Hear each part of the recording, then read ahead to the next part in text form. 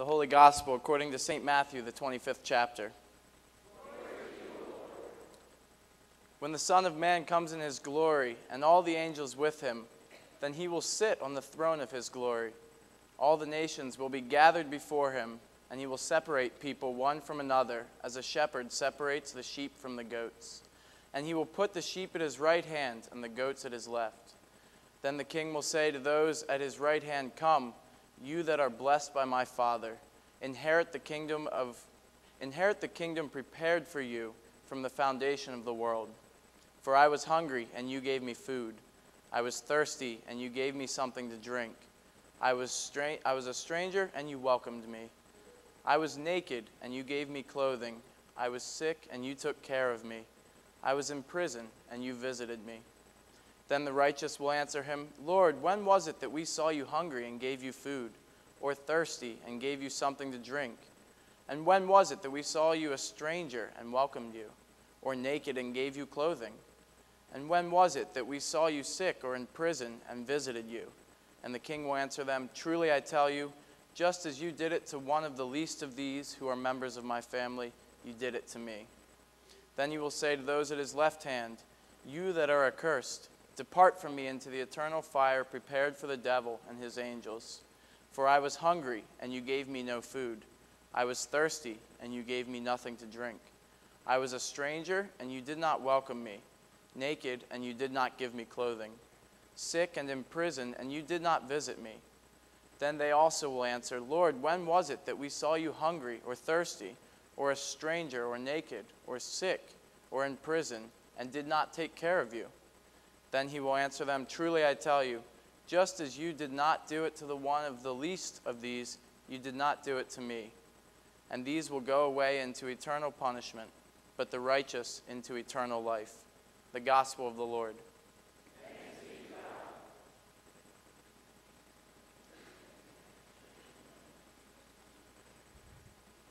Good morning. I've received several comments already, so I'm just going to address this ridiculous outfit I'm wearing. It's not how I normally dress, and I feel ridiculous, so just thought I would get that out of the way. Thanksgiving is coming up. Thanksgiving, not Christmas. Thanksgiving. Christmas is in the future. I would say that Thanksgiving is one of my favorite holidays, if not my favorite holiday.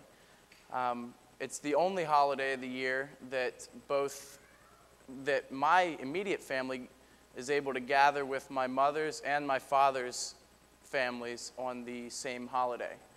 We go to my mom's for dinner on Wednesday night, and on Thursday we go to my dad's. And it's the only holiday that is like that. I also like it because, for the same reason you heard the kids say, it's sort of an underdog holiday. Thanksgiving's sort of the forgotten holiday of the year. And I'm an underdog rooter. I will always root for the underdog, even if they aren't my favorite team. I love to see upsets. Thanksgiving's not a commercial holiday in the sense that we don't go buy presents for Thanksgiving necessarily. So I would stress again, it's probably my favorite holiday. One thing I've noticed on Facebook recently is there's the Great Thank-Off, they're calling it, which is the 30 days leading up to Thanksgiving.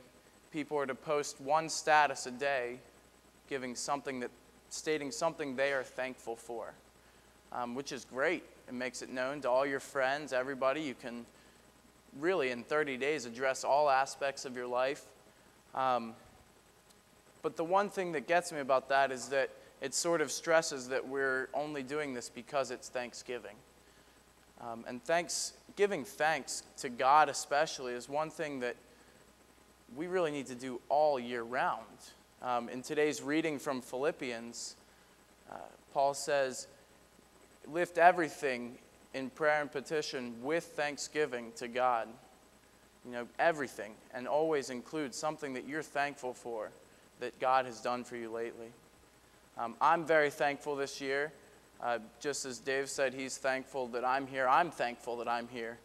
I've really enjoyed working with the youth. I've enjoyed teaching Sunday school and starting up the youth group, and I've enjoyed going on all the trips that we've done. To the text today, Philippians 4 the lesson is, the only real connection I had to Philippians 4 before doing this sermon was that Philippians 4 verse 13 is, I can do all things through God who strengthens me. And being an athlete, that's sort of our motto. It's what we go by. You know, I can do anything because of God. But I'd never really read any more into Philippians 4. And if you notice, when you flip through the pages of the Bible, you can skip it real easily because it's only a couple pages long. It's a very short letter.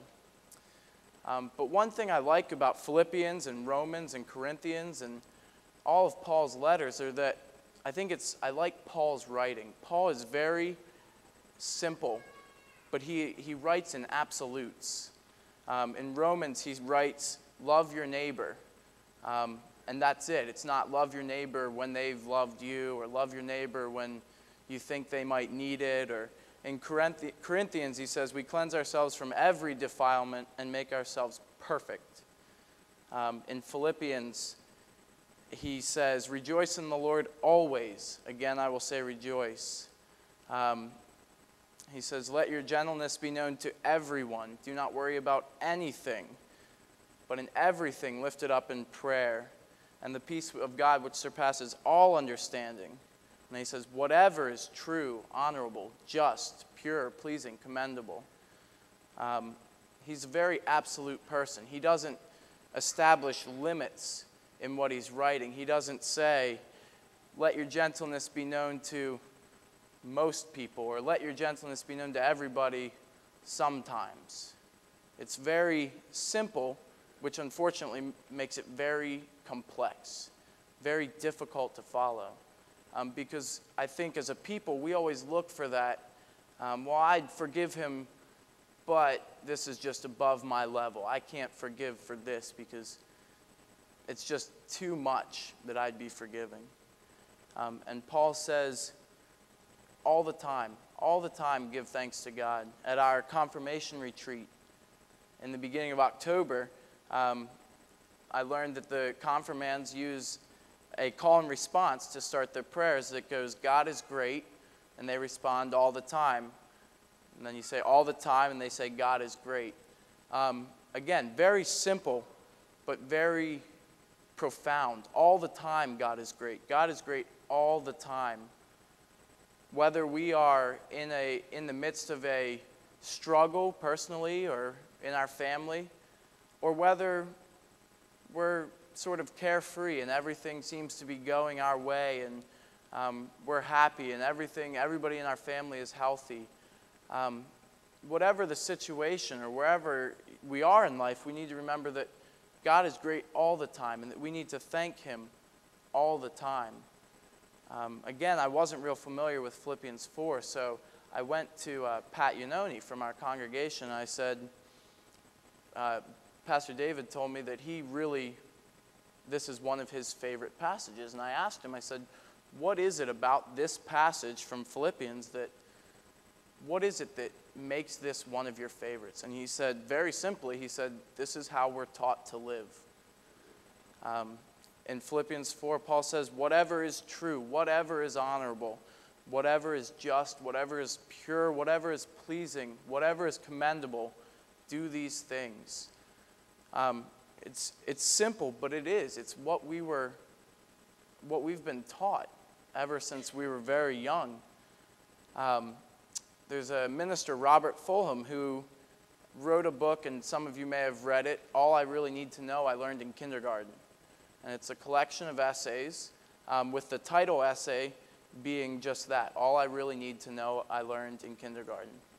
And I got to thinking about that, and he bases it on, in kindergarten, you learn to share, you learn to be kind to others, you learn about cleaning up after yourself, you learn to live a balanced life with play and work and rest.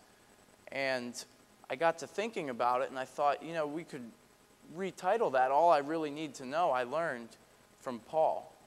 Everything I need to know about life, to do what is right all the time, to love everyone, to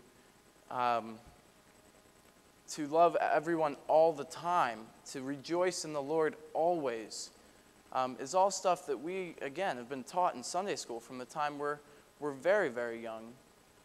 I think the thing we have to remember, though, and today is Christ the King Sunday, and the reading from Matthew, the gospel reading, the parable is of the goat and the sheep, and Jesus separates them and says, the sheep, you guys have done everything for me. And he says to the goats, you haven't done these things. And I think one of the most profound things, and I was reading a sort of text notes by Brian Stoffrigen, who said one of the things you notice the second or third time you look at it is the sheep in this parable are just as surprised as the goats. They haven't been living their life in a way to say, oh, I'm doing this one for God. I'll be good, but only because Jesus said it. It's the way they live their life. It's how they were brought up. It's their moral code. When Jesus says, you took care of me, you visited me, you did this, you clothed me, you gave me food. They said, when did we do this? And he says, whenever you did it for someone else. And it's sort of that surprise, like, oh, I did do those things. And so I think that's the most important thing for us to remember as we go into this holiday season, is that if we can look at it and it's second nature to us, that we are helping people, that we're giving our time, that we are giving of our abundance, of our supplies, our talents, then we are really living the way that Paul and Jesus tells us we're supposed to be living our lives. And I think especially in this holiday season, if we can sort of focus on that, and the more we practice it, the more it will become second nature.